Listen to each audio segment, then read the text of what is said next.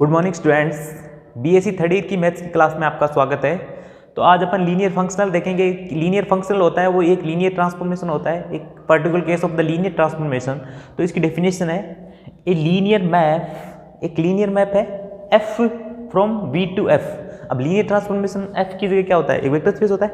तो एक linear map F from V to F where V is a vector space and F is a underlying field is called the linear functional. तो एक linear functional होता है। जैसे example है इसका एक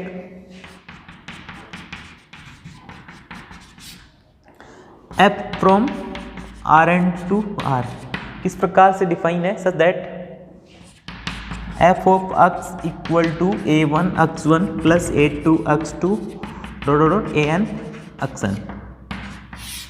अब इसको अपन, ये क्या है, ये एक लीनियर ट्रांसफॉर्मेशन है। तो लीनियर ट्रांसफॉर्मेशन है तो ये क्या है, एक लीनियर फंक्शनल है। आप इसको आसानी से चेक कर सकते हो, ये एक लीनियर ट्रांसफॉर्मेशन है F of alpha X one plus beta X two equal to F of alpha X one plus beta F of plus beta F of X two. ठीक है, इसको देख सकते हो आप आसानी से। तो एक लीनियर ट्रांसफॉर्मेशन है। अब हमने देखा था कि set of all linear transformation, अब ये देखा था set of all linear transformation था ना, L of U V, set of all linear transformation from U to V क्या बनाता है, एक वेक्टर स्पेस। ये क्या था, एक वेक्टर स्पेस था। ठीक है, सिमिलरली इसी प्रकार set of all linear functional, set of all linear functional from v into F, set of all linear functional v into F है, वो भी क्या बनाएगा, एक वेक्टर स्पेस बनाएगा। क्योंकि set of all linear functional, क्योंकि ये सेट ऑफ ऑल, ये क्या है, set of all linear transformation है। तो is a particular case of this, तो ये क्या बनाएगा, एक वेक्टर स्पेस बनाएगा। तो ये set of all linear functional है जो वेक्टर स्पेस बनाएगा, उसको क्या बोलते हैं अपन, उसको बोलते हैं ड्यूअल स्पेस, उसको बोलते हैं ड्यूअल स्पेस। तो इसको बोलेंगे dual space of V star. ठीक है, इसको बोलेंगे अपन dual space of V star. अब यदि वी, अब इसकी डायमेंशन के बारे में बात करेंगे वी स्टार की, जो ड्यूअल स्पेस है उसकी डायमेंशन क्या होगी। यदि V finite dimensional vector space है, इफ V क्या है, फाइनाइट डायमेंशनल वेक्टर स्पेस है, finite dimensional vector space, finite dimensional vector space F D V finite dimensional vector space है, dimension of V equal to n है। तो dimension of V equal to n है, तो dimension of V star क्या होगी, dimension of V star क्या होगी, देखो dimension of L of U V क्या होती है, dimension of L of U V क्या होती है, एम इंटू एन। यदि डायमेंशन ऑफ यू क्या है, एम है, डायमेंशन ऑफ यू एम है और डायमेंशन ऑफ वी क्या है, एन है। ठीक है, तो L of U V M N. अब set of all linear transformation, set of all linear functional from U to V, ये भी क्या बनाए, वेक्टर स्पेस बनाता है। तो ये इसका क्या है, पर्टिकुलर केस है। तो डायमेंशन ऑफ वी स्टार क्या होगी, dimension of V into dimension of F over F. तो डायमेंशन ऑफ वी एन और dimension of field over same field क्या होती है, 1 होती है। F over dimension of F over F क्या होगी, 1 होगी, तो एन। तो dimension of F over F equal to 1, तो डायमेंशन ऑफ वी स्टार क्या होगी, एन। यदि V finite dimensional vector space है तो dimension of V equal to dimension of V star. अब इसकी डायमेंशन हो गई। अब बेसिस के बारे में बात करेंगे, इसके ड्यूअल स्पेस, जो ड्यूअल स्पेस है उसकी बेसिस क्या होगी। तो वी की बेसिस के कोरोस्पोंडिंग एक बेसिस एग्जिस्ट करेगी। जो V एक वेक्टर स्पेस है उसकी बेसिस के कोरस्पॉन्डिंग एक बेसिस एग्जिस्ट करेगी।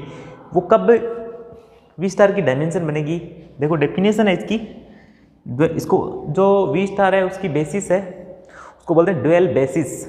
तो dual basis definition, dual basis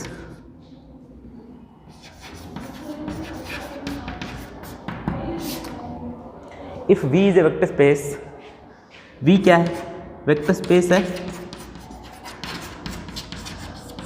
V vector space है और dimension of V equal to n, dimension of V equal to n। तो डायमेंशन ऑफ V है तो इसकी बेसिस है, इसमें बेसिस में n एलिमेंट होंगे, तो बेसिस B1 B2 Bn क्या है, basis of V। then B star equal to x1 x2 xn, x1 x2 xn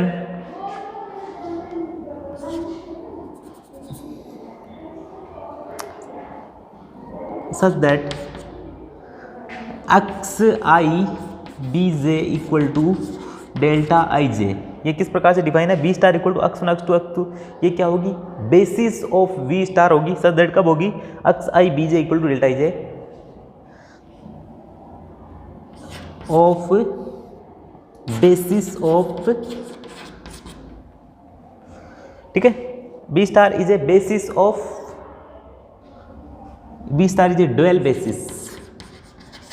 basis of b. इस बेसिस है B1 B2 B3 Bn की, ये क्या होगी, ये ड्यूअल बेसिस होगी, कब होगी, जब xi bj equal to delta I J. Delta I J क्या है, इज ए क्रोनिकल डेल्टा, ठीक है। अब एक थ्योरम देखेंगे अपन, थ्योरम है VF is a vector space of finite dimension, V की जो डायमेंशन है वो n है, एंड B क्या है, B1 B2 B3 Bn is a basis, ठीक है।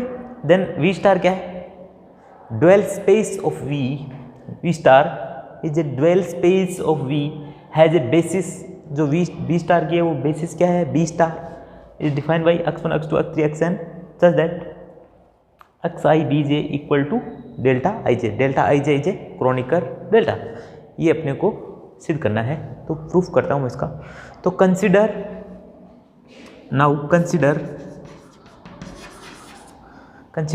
B1 B2 B3 Bn क्या है, basis of V, B1 B2 Bn is basis of V, ठीक है। और एक एलिमेंट ले लेता हूँ कोडोमेन्स का, ये क्या है, वेक्टर स्पेस है, उसकी बेसिस है vector space basis of V, ठीक है। And we take an element like this 0 1 0 0 0, ठीक है। फर्स्ट पोजीशन पे 0 है और बाकी n-1 पोजीशन पर क्या है, फर्स्ट पोजीशन 1 है, वो बाकी n-1 पोजीशन पर 0 है, ठीक है। तो by unique linear transformation theorem there exist a unique linear functional,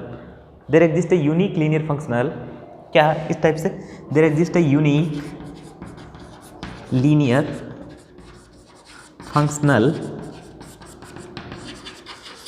क्योंकि जो लीनियर फंक्शनल होता है वो लीनियर ट्रांसफॉर्मेशन होता है, तो there exist a unique linear functional x1 b1 equal to 1, x2